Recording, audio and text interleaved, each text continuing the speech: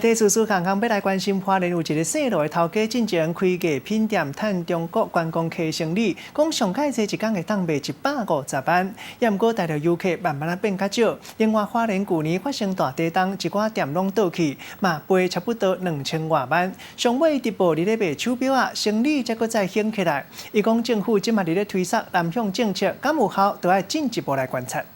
0元起标，那市面价格大概是3万多，催泪。真实手伫开直播，人叫伊花莲表仔王的罗志祥，做头家看起来真抢眼，其实伊当对事业无顺利行出来。陆客就进不来我们的店，就是长期这样子，我们也是损失撑不下去，所以就一家一家放弃。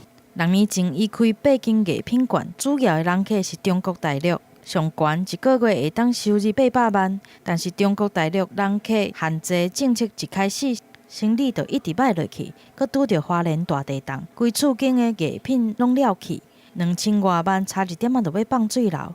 罗志祥选择转型，找家人去东大门夜市仔摆摊，佮再来出发。